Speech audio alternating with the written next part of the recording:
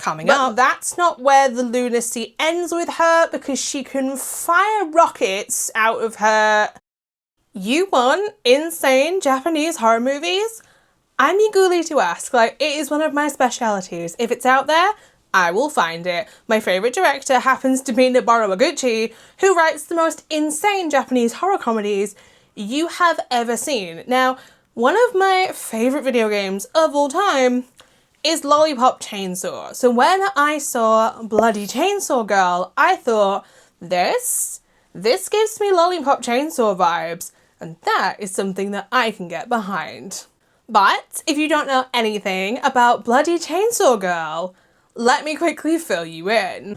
Bloody Chainsaw Girl from 2016 is a splatter horror. Giko is a carefree middle school girl. She just wanted to end the school year successfully, but things did not turn out that way when her classmates are suddenly turned into mutant cyborgs by Nero, who is seething with revenge for the humiliations the other students have inflicted on her.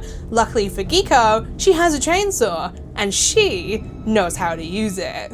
If you're new here, I'm Hannah, but I go by Hordes Online, and if you're not new, welcome back. I talk about horror movies here on my channel on Mondays and Fridays, but as always, when it comes to watching movies that I have never seen before, I'm now going to go and watch Bloody Chainsaw Girl off camera, so that way if you two decide that you want to watch this insane sounding Japanese movie, nothing will be spoiled for you, because nobody wants to watch a movie that you've just watched somebody else watch from start to finish, because then you're going to know exactly what happens, and I keep it spoiler free here on my channel, because nobody, and I mean nobody, likes spoilers. It is very Lollipop Chainsaw. It just needs the like sparkle multi-kill animation. Okay! Oh man! Woohoo! Perfect! If you thought that my recommendation of Gothic Lolita Battle Bear was insane, let me introduce you to Bloody Chainsaw Girl, which is about Giko, who carries her chainsaw in a fabric guitar case, who, like, so much happens, who kills her classmates who have been turned into mutant cyborgs by a very unstable girl who would not be, like, far off from being Junko in Danganronpa levels of insanity.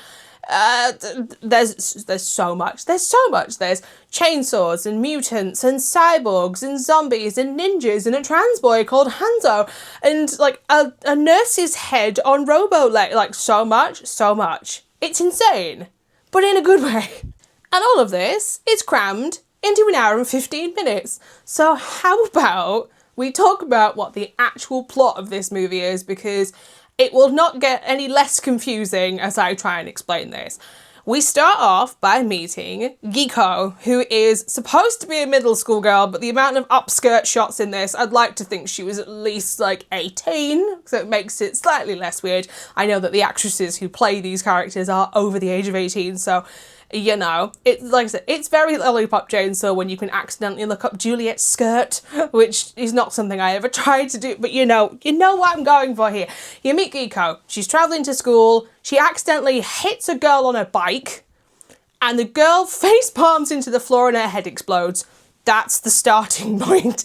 You then find out that the students in Class 1A have all been turned into mutant cyborgs thanks to Nero, who is a scientific genius who has been humiliated all year by her fellow students, and she's kind of snapped. She's turned on teachers, she's turned on students, doesn't care. She's turned a cat into a robot as well. This girl, special levels. Like, she makes Herbert West from Reanimator look normal. From here, you meet the Ninja Club, and you meet Hanzo, and you meet the teacher who is trapped in his classroom because he's too scared to go out because everybody's scared of Nero. So much happens. There's multiple chainsaws in this. Like, when I tell you that this is an insane Japanese horror movie, it's an insane with a capital I and a capital N and a capital SANE. I'm ready. But I want to take a minute to talk about my favourite character, who is Senzaki. Senzaki, she is If you've ever seen an Oboro Noguchi movie, she's the Yoshi kind of character. She is the lovable sidekick character that comes in at the halfway point, roughly. She is in charge of the Chop Shop, like, club, and she gives Geeko some of the wildest chainsaw upgrades that are, like, straight out of Lollipop Chainsaw. If Geeko is Juliet Starling, then, like, Shinzaki is Rosalind. Like, this girl would probably have made a wrecking ball and crane combo in Chop Shop and would just randomly turn up to try and save the day. She's like that levels of, I love her. She is great. But I want to also briefly touch on the character of Hanzo, because his character I have very mixed feelings on, and I'll try and explain. You find out that Hanzo was originally a girl who Nero turned into a boy. Now, when they were a girl, they were in it's like a martial arts club where they all wanted to be ninjas, and Nero turns Hanzo into a boy so he can live out his ninja lifestyle. And he embraces this, but there's a line in particular where he says, "I don't think I wanted to be a boy," and I was like, oh, that kind of ruins the character a little bit for me, and now I have mixed feelings, because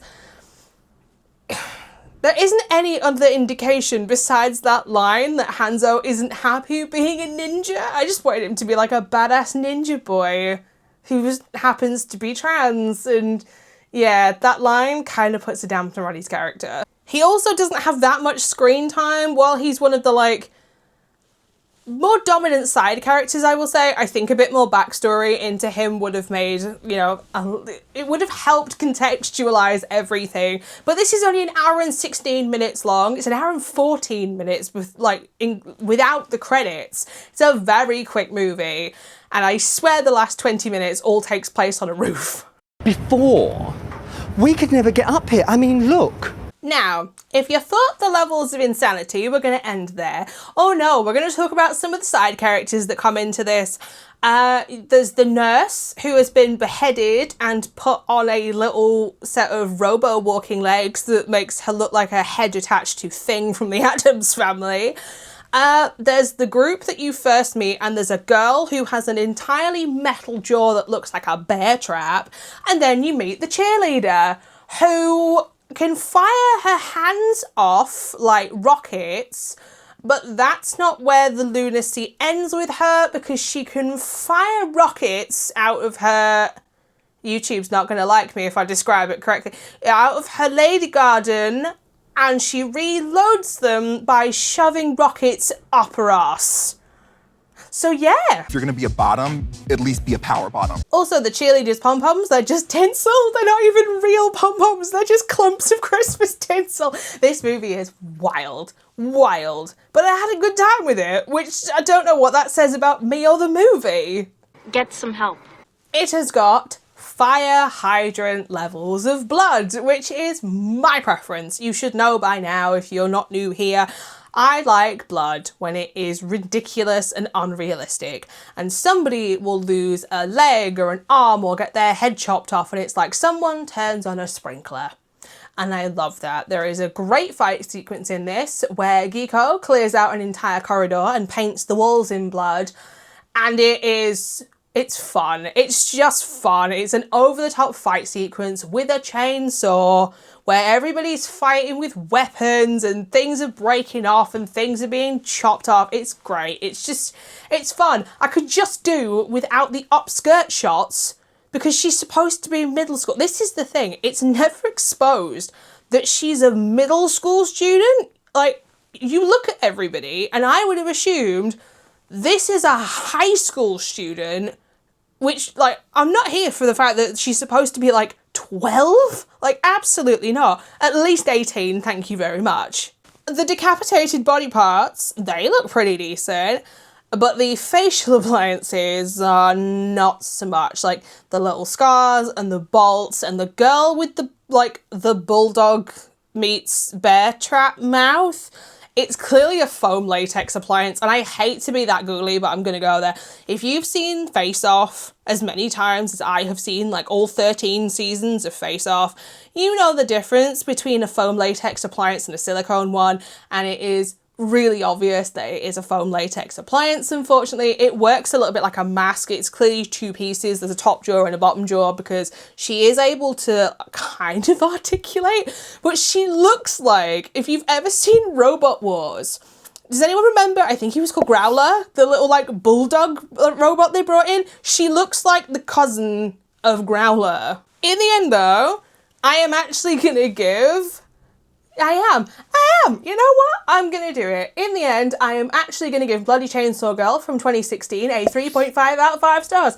It's got its faults, but was it hilarious for the entire time? Yes, it was. I loved its insane action sequences. I love the second chainsaw that gets revealed in this. I love all the like over-the-top upgrades. I really like Nero, the villain. Like, she is all kinds of unhinged and simply turns everybody into mutant cyborgs because she can. And do you really need another reason to do it than that? No. But my opinion isn't the only one that matters, which begs the question, should you watch Bloody Chainsaw Girl from 2016? If you like your horror movies flavoured with badass ladies, multiple chainsaws, limbs being chopped off right, left and centre, lots and lots of blood and splatter, or anything that is listed here, then you should probably watch Bloody Chainsaw Girl from 2016. And yes, I am aware that in 2019 there is a movie called Bloody Chainsaw Girl Returns, which happens to be a two-parter. So we know what I'm going to be watching this weekend. So there you have it, my initial thoughts and my review for my first time watching Bloody Chainsaw Girl from 2016. If you've also seen this movie, I would love to know what your thoughts and opinions are on it down in the coffin section down below. Pull yourself up a lovely cozy casket and have a chat with the rest of the Horde members down there, because I swear they don't bite. They're a lovely lot, really. If you would like to know where this movie is streaming, I will leave a link to where I watched this in the comments. Like, I'll either pin it in the comments or put it in the description bar. And how I watched this movie might be a little bit round the houses, but I'll try and explain. The website I found this movie on is Bilibili. Download it using a video, like an online video downloader, then go on Subtitle Cat and download the subtitles for this, because I haven't found it with the subtitles hard embedded. I'll leave it, I'll tell you what to do in the description bar if you want to know, because like I said, it's round the houses and I'm trying to make it straightforward as possible, because this movie is not so easy to find. If you would like to know where else you can find me, I'm also over on Instagram and Letterboxd at HordesOfHorror, where I post every single horror movie that I watch, not just the ones that I talk about here on YouTube. But speaking of YouTube, as it is the end of September, next month I come into full power because it is spooky season. So it is time for me to finally reveal what I am watching in October. But there is a little bit more to it than that, because the unofficial Hordes of Horror bingo card is no longer unofficial for the month of October. I have made a Halloween bingo card, so there will also be over 40 recommendations for the bingo squares as well. So bring a snack, bring a beverage for the next one, because it's gonna be a long one. So until next time, bye. A special thank you though to my regenerators here within the Horde for their support over on Patreon.